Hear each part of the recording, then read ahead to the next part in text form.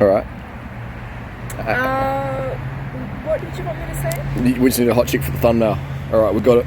Thank you very much. We've got 3 things you must know before your next road bike purchase. All right, first one, you got to know what size you are. What size are you?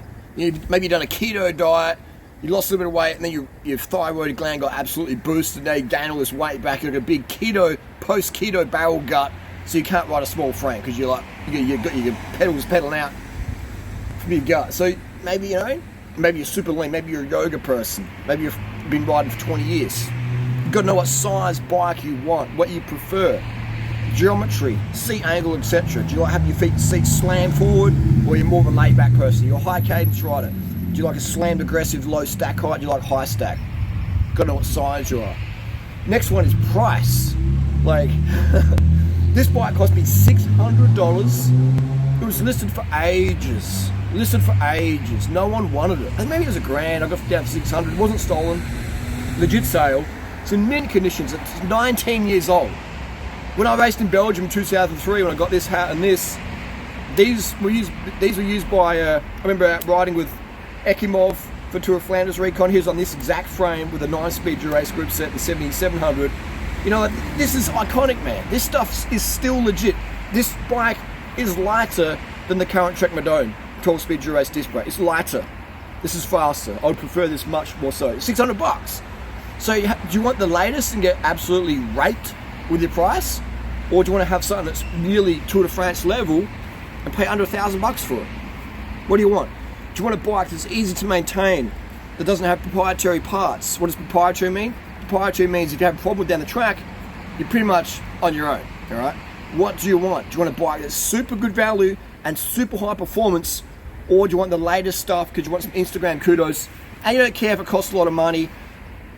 What do you want? Do you want performance or aesthetics? You can't really have both in 2022 when it comes to bikes. You pretty much got to choose one or the other.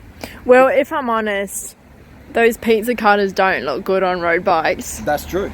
That is true. Is that even aesthetics? Yeah, but I agree with that, Natasha. And thank you for chiming in there. Me and you, we understand what aesthetics are on a bike, but a lot of the noobs don't. Aesthetics for them is what's popular, all right? True. Like, if Peter Sagan's using it, if the UCI is promoting it, then it looks cool, all right? They can't think for themselves. Aesthetics for them, they're group think. They're group thinkers. They go with the aesthetic. What's aesthetic? Or what's the group think? Oh, that's aesthetic? Okay, I'll go with that. Versus what do they actually like themselves? The people today who are buying these brand new bikes aren't really critical thinkers, or maybe they're new to cycling and they don't really understand what's going on. But anyway, for the critical thinkers out there, we appreciate these bikes because these bikes bring a lot of good memories to us. We love working on these bikes. We love riding these bikes. These bikes just fucking work. Okay, they just work. The third tip is, so you got your size, you got your price point. Do you want to get fit on the bike? All right. Do you want to lose? Maybe you're a fat cunt, you want to lean out like me, or in that case you want a bike like this because a bike like this is easy to work on, and you're not going to have problems with it as much as a latest model Trek or Specialized or Cannondale with all the proprietary crap in it. A bike like this, you're going to be riding it versus dropping it at the shop, and then the mechanic has to fuck around with it, and it's like blah blah blah blah blah. These bikes are so good to work on. These bikes are performance. These bikes are for fitness. These bikes, you don't miss workouts because your bike's broken down. You can fix it yourself if you need to. These bikes just work. So is your bike supporting your weight loss goals? Is it? Then get a bike like this, man. All right. If you want a bike, it's just these bikes, man. It's got external cables, man. These bikes were designed back in the day when the mechanics also had to put a blood bag in you and whack you up with some gear, with some going. All right. And so the mechanic didn't have all night to be able to do all this integrated bullshit and disc brakes and lining up. This is rim brake with external cables because the mechanics were also the part-time team doctors and the team dopers. All right. This is US Postal. Look at that. All right. So the mechanics had to get an external brake cable and then wrap it around your arm like a tourniquet, and then boom, put the BB in there, hang it up on the picture frame on the hotel bedroom, and then put the cable back through the things. They didn't have time to faff around. These bikes you can build and strip in like half an hour to an hour with your eyes closed. They're just so easy to work on. Look at this stuff. Designed for durability. This group set was released in Amstel Gold 2003. Remember seeing it with my own eyes, like wow, new Durace. When I was living in Belgium, and went over to Maastricht, Holland, to watch the race on the Coburg. And this stuff is 19 years old. It's still going strong today. It's designed for durability. And this stuff is lighter than the current Durace 12-speed disc brake by about 380 grams. So what? This bike is lighter than the current Trek Madone. Alright?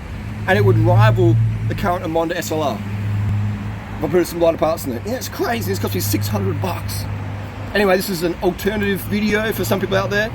If you're watching this point, you're a critical thinker. Many people have clicked off, I want to see what's GCN's got. I want to see what's professional and polished. I want to spend $20,000 on a bike that's going to be a lot of headache and make me hate cycling. You know? Each to their own. It's your life, your choice. I love these bikes. These bikes embrace what cycling's all about. Simplifying your life, going out with your mates, having some fun, or going out by yourself, testing yourself. You know, these bikes are fucking awesome, man. These are the bikes that made cycling what it is today. And unfortunately, the new shit, in my opinion, it's killing cycling off. It's too expensive, it's too heavy, it sucks to ride, and to maintain it, it's a total head fuck.